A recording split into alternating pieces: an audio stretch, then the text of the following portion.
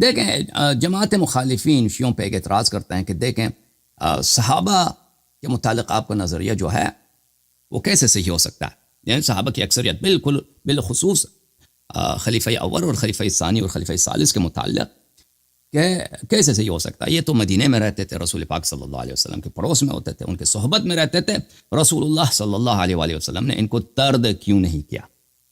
رسول اللہ صلی اللہ علیہ وآلہ وسلم نے ان کو اپنے آپ سے بگایا کیوں نہیں؟ اور رسالت اگر غصب خلافت ہونی تھی تو رسول اللہ صلی اللہ علیہ وآلہ وسلم نے اپنی امت کو خبردار نہیں کیا۔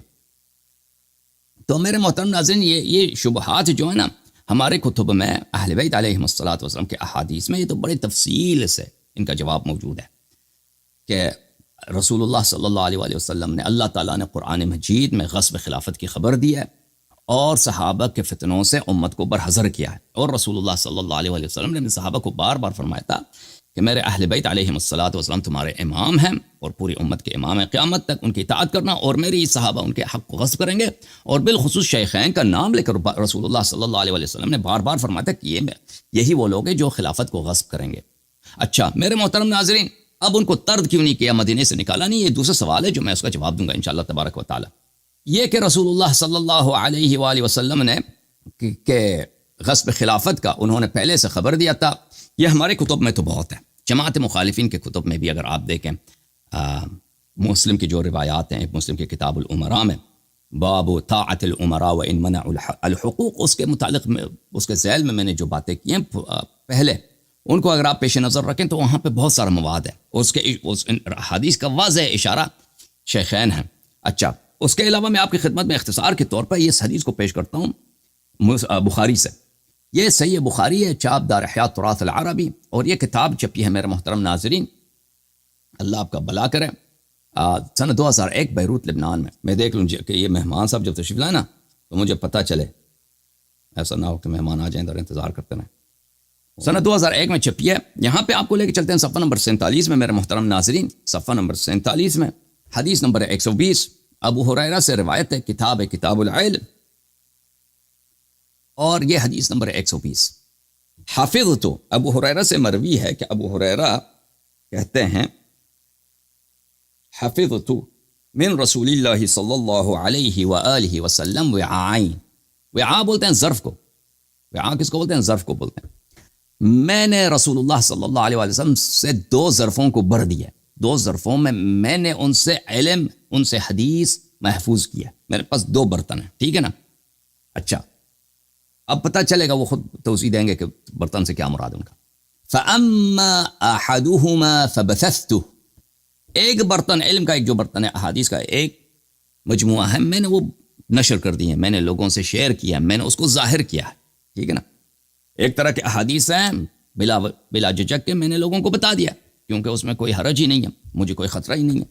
وَأَمَّا الْآخَرُ فَلَوْ بَثَثْتُهُ قُطِعَ هَذَا الْبُلْعُومُ، بلعوم بولتے ہیں بلع کرنے کی جگہ، یعنی گلا۔ احادیث کا جو دوسرا خزانہ میرے پاس ہے، وہ باتیں رسالت پناہ صلی اللہ علیہ وآلہ وسلم سے جو میرے پاس ہیں، جو میں نے پیغمبر سے سنے ہیں، اگر میں ان کو لوگوں میں نشر کروں، قطع هذا البلعوم، یہ میرا گلا جو ہے ذبح ہو جائے گا، میرا گلا ذبح ہو جائے گا۔ اچھا یہ کس کا فرمان ہے؟ یہ ابو ہریرہ کا فرمان ہے، اور یہ کہ حدیث نمبر 120 ہے بخاری میں۔ تو ابو ہریرہ واضح طور پہ فرماتے ہیں کہ ہمارے پاس، اس کے پاس ایسے احادیث ہیں کہ وہ اپنی جان کی ڈر کی وجہ سے ان کو ظاہر نہیں کر سکتا۔ تو یہ کون سے احادیث ہیں میرے محترم ناظرین؟ ملاحظہ فرمائی، اسی کے ذیل میں جماعت عمریہ کے علماء خود نے اعتراف کیا ہے کہ یہ غاصبین خلافت اور نااہل خلیفوں کے متعلق ہے۔ یہ فتح الباری بشرح سقیم البخاری، چاپ دار طیبہ، تالیف الحافظ ابن حجر العسقلانی، جلد نمبر 1، کتاب چھپی ہے سنہ 2005 میں، یہ صفحہ نمبر 377 ہے۔ وہی حدیث، حفظت من رسول اللہ صلی اللہ علیہ وآلہ وسلم وعائین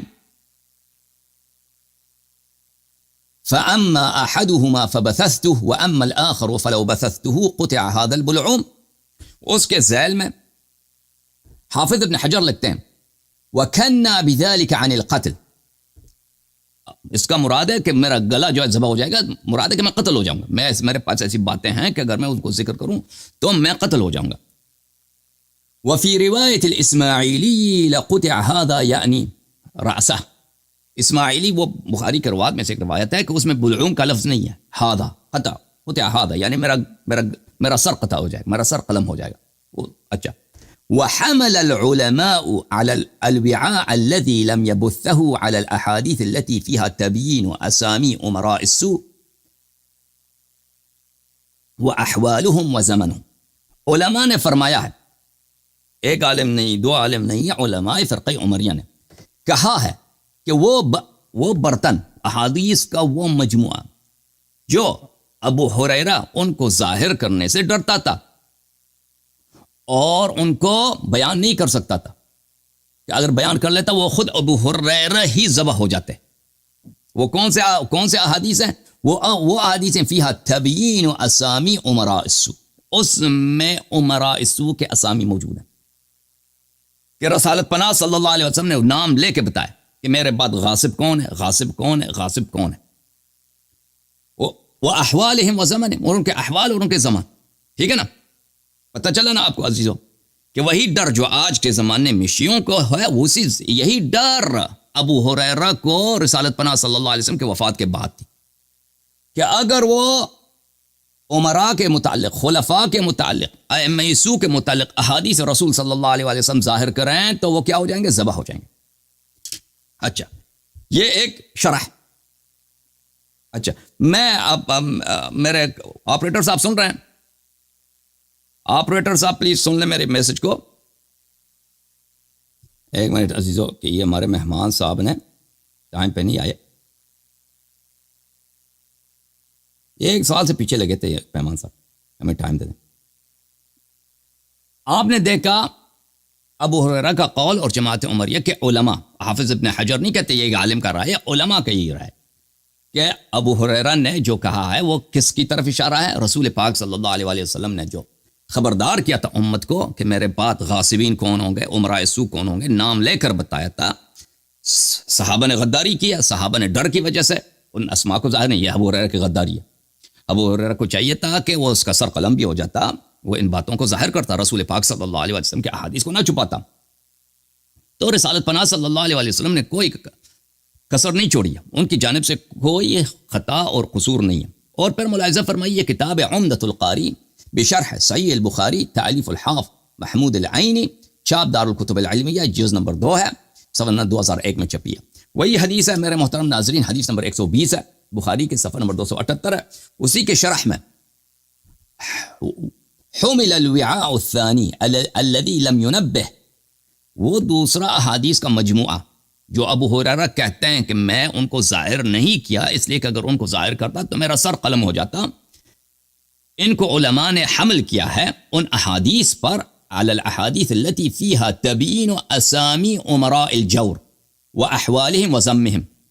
یہ علماء نے حمل کیا ہے امراء جور، امراء ظالمہ، جائر خلفاء، جائر امراء، جائر حکمرانوں پر، کہ ان کے نام کیا تھے، ان کے زمانہ کیسا ہوگا، ان کے احوال کیسے ہوں گے. رسول اللہ صلی اللہ علیہ وسلم نے بتایا تھا، صحابہ نے اس کو ہم تک نہیں پہنچایا. اچھا، جب یہ پتہ چلا میرے محترم ناظرین، اب آتے ہیں اس بات کی طرف کہ جماعت مخالفین جو اعتراض کرتے ہیں کہ رسول اللہ صلی اللہ علیہ وآلہ وسلم کی جانب سے انہوں نے ان کو طرد کیوں نہیں کیا. جماعت کس کو؟ جو صحابہ تھے، ان کو اگر پتہ تھا علم غیب کے روح سے، اللہ تعالیٰ کے اخبار سے ان کو پتہ تھا کہ یہ میرے صحابہ میرے بعد یہ برے کام کریں گے، تو رسول اللہ صلی اللہ علیہ وسلم نے ان کو طرد کیوں نہیں فرمایا. میں آپ کی خدمت میں عیاض الیحصبی کی کتاب شفا سے کچھ نکات آپ کی خدمت میں پیش کرتا ہوں. یہ الشفا بتحریف حقوق المصطفیٰ، تعلیف القاضی ابو الفضل عیاض الیحصبی، چھاپ دار الکتب العلمیہ، جلد نمبر 2 ہے. یہاں پہ ملاحظہ فرمائیے صفحہ نمبر 224 میں. صفحہ نمبر 224 اس فصل کے بعد آتا ہے. پچھلے فصل میں وہ اس بات پہ گفتگو کرتے ہیں کہ جو اشخاص شاتم الرسول صلی اللہ علیہ وسلم، جو گستاخ رسول صلی اللہ علیہ وسلم ہیں، ان کا حکم بنتا ہے قتل ہونا. تو رسول اللہ صلی اللہ علیہ وسلم سوال یہ پیدا ہوتا ہے کہ اپنے شاتم، بہت سارے شاتم تھے جن کو پیغمبر نے قتل نہیں فرمایا، اس کی وجہ کیا؟ تو اس کے ذیل میں وہ ایک باب کھولتے ہیں، فرماتے ہیں بڑے اہم فصل ہے. فإن قلت لما لم يقتل النبي صلی اللہ علیہ وآلہ وسلم اليہودی الذي قال له السلام علیکم. اگر تم مجھ سے سوال کرو کہ وہ یہودی جو اس نے گستاخی کی ہے نبی صلی اللہ علیہ وآلہ وسلم سے اور کہا ہے السلام علیکم، موت ہو آپ پر، السلام علیکم کی وجہ السلام علیکم بولا. وهذا دعاء علیہ، یہ رسول پاک صلی اللہ علیہ وسلم کی نفرین ہے، بد دعا ہے، کیوں ان کو قتل نہیں فرمایا. ولا قاتل الآخر الذي قال له إن هذه لقسمة ما أريد بها وجه الله. اور طائف کے فتح کے بعد رسول اللہ صلی اللہ علیہ وآلہ وسلم نے جب اصحاب میں غنائم تقسیم کی ہیں تو ایک صحابی نے، وہ شاید انصار کا تھا، اس نے کہا تھا آپ نے جو غنائم کو تقسیم کیا ہے یہ اس آپ کی نیت اللہ کی رضا نہیں تھی، اس کو کیوں قتل نہیں فرمایا. وقد تأذن النبی صلی اللہ علیہ وآلہ وسلم من ذلك، اس کے اس قول سے پیغمبر صلی اللہ علیہ وسلم کو اذیت بھی ہوئی تھی. وقال قد اوذي موسى باكثر من هذا فصبر ولا قتل المنافقین، اور رسول اللہ صلی اللہ علیہ وسلم نے فرمایا کہ موسیٰ مجھ سے زیادہ اذیت ہوئے تھے، موسیٰ نے صبر کیا تھا اور منافقین کو قتل نہیں کیا تھا. الذين كانوا يؤذونه في اكثر الاحيان، کہ وہ منافقین جو اکثر وقت حضرت موسیٰ علیہ السلام کو اذیت پہنچاتے تھے. اس کے جواب میں فرماتے ہیں فَعْلَمْ وَفَّقَنَا اللَّهُ وَإِيَّاكَ أَنَّ النَّبِيَّ صلی اللہ علیہ وآلہ وسلم كَانَ أَوَّلَ الْإِسْلَامِ يَسْتَأْلِفُ عَلَيْهِ النَّاسِ.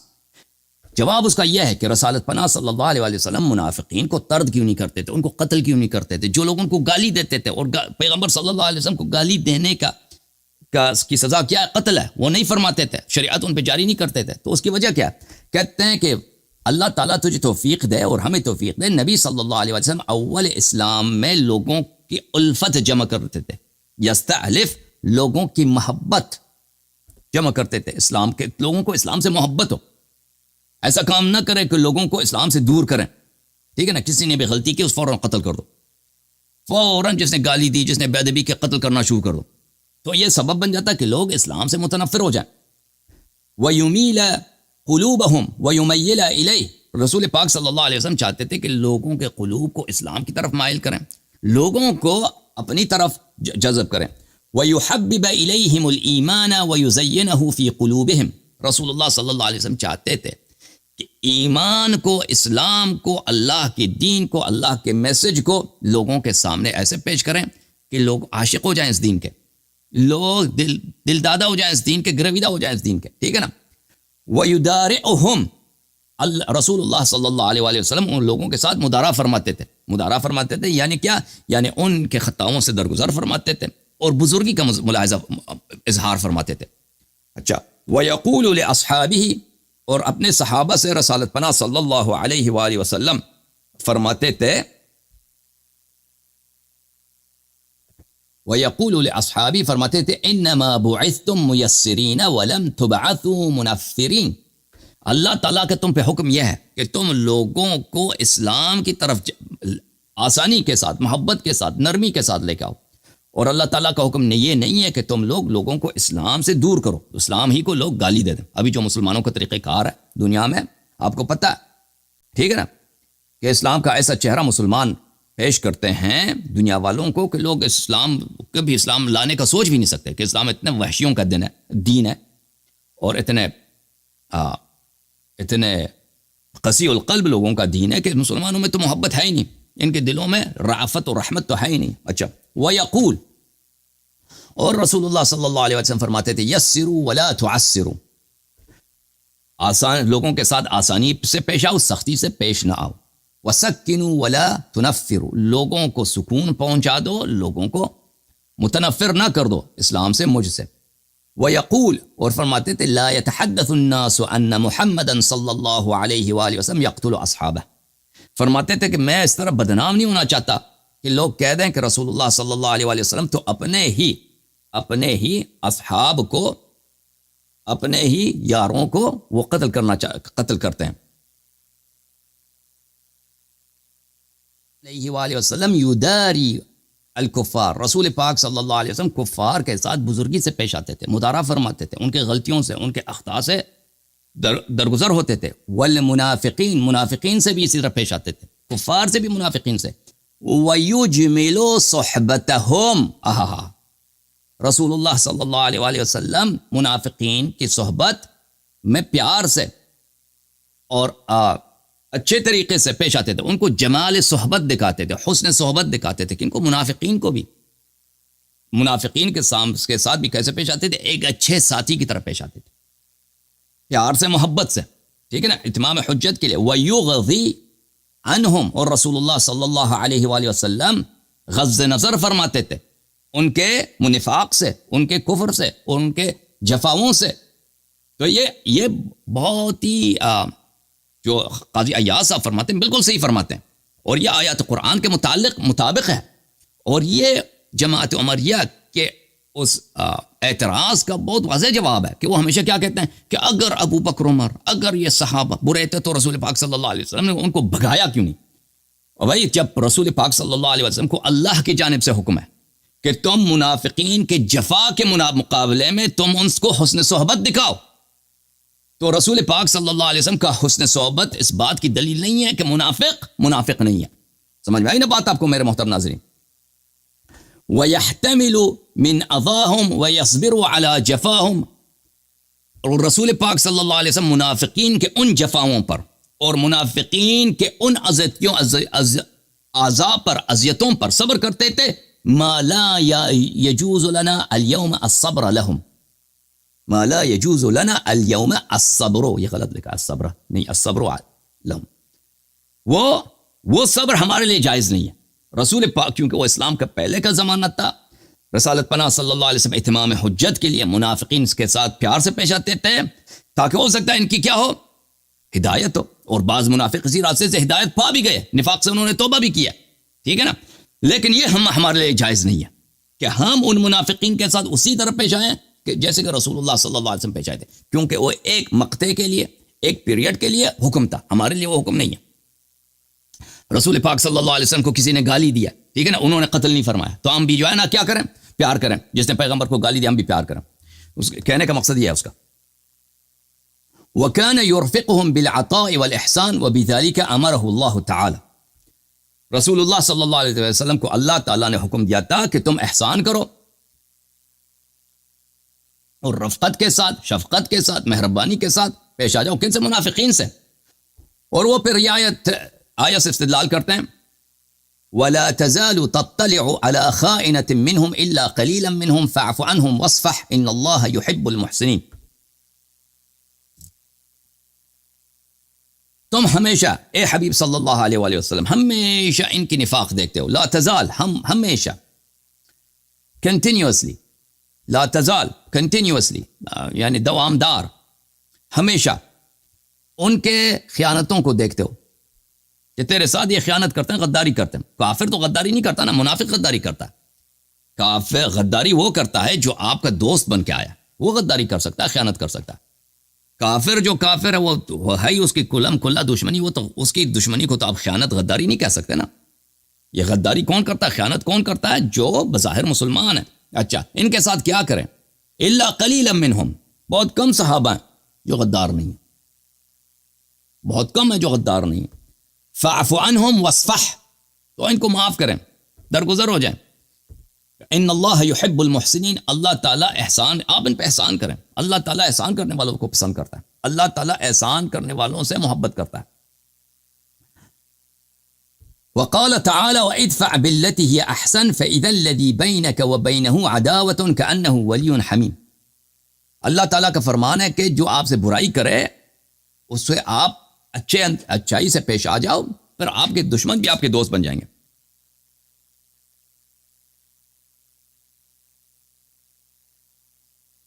پھر فرماتے ہیں قاضی عیاض الیحسبی، وبواطن المنافقین مستترہ وحکمہ صلی اللہ علیہ وآلہ وسلم علی الظاہر، منافقین کے باطن میں جو کفر تھا، ان کی جو بدنیتی ہے کہ پیغمبر صلی اللہ علیہ وسلم نستجیر باللہ جھوٹے ہیں، پیغمبر صلی اللہ علیہ وسلم کو اگر ہمارے ہاتھ پہنچے تو ان کو اذیت کریں، ان کو قتل کریں، مثلا ان کے وفات کے بعد ہم جو خلافت پہ غصب کریں، یہ بواطن مستتر ہیں، یہ نیتیں وہ ہیں جو چھپی ہوئی ہیں۔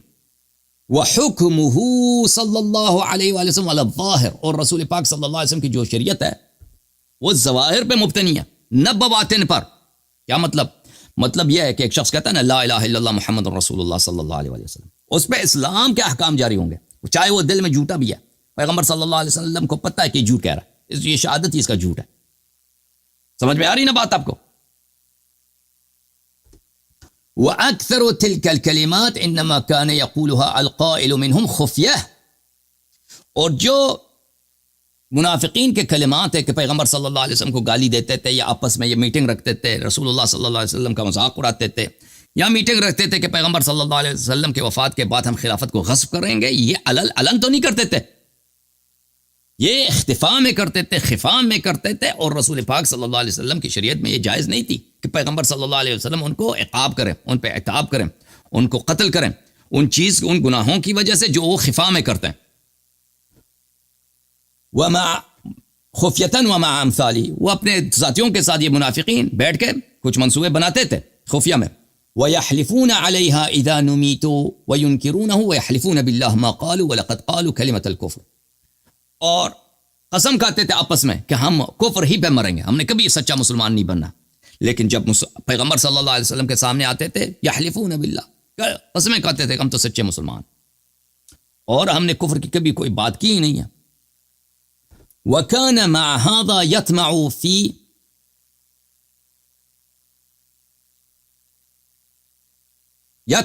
فَيْئَتِهِمْ وَرُجُوعِهِمْ إِلَى الْإِسْلَامِ وَتَوْبَتِهِمْ، اس کے باوجود کہ یہ لوگ اتنے منافق ہیں، رسول اللہ صلی اللہ علیہ وسلم کا طریقہ کار یہ ہوتا تھا کہ ہمیشہ وہ کوشش کرتے تھے کہ منافقین کے ارشاد ہو، منافقین کی ہدایت ہو، منافقین کو کیا کریں، وہ ان پہ حجت تمام کریں، ہو سکتا ہے یہ توبہ کر لیں، ہو سکتا ہے یہ ایمان لائیں، تو وہ ہمیشہ کیا کرتے تھے، تما رکھتے تھے، ہوس رکھتے تھے کہ یہ شخص ہے تو منافق، لیکن یہ توبہ کر لیں کتنی اچھی بات ہے، تو وہ تاکہ اسلام قبول کر لیں، وہ توبہ کر لیں۔ فَيَصْبِرُ صلی اللہ علیہ وآلہ وسلم علی حناتہم وجفواتہم کما صبر اولو العزم من الرسل حتی فاء کثیر منہم باطنا کما فاء ظاہرا، تو رسول اللہ صلی اللہ علیہ وآلہ وسلم نے ان کی جفاؤں پر، ان کے اذیتوں پر ہمیشہ صبر فرمایا، اور اسی صبر کی وجہ سے بہت سارے منافق ہدایت بھی پا گئے، انہوں نے توبہ قبول کر لی، جیسے کہ ظاہر میں مسلمان تھے اسی طرح باطن میں بھی مسلمان بنے۔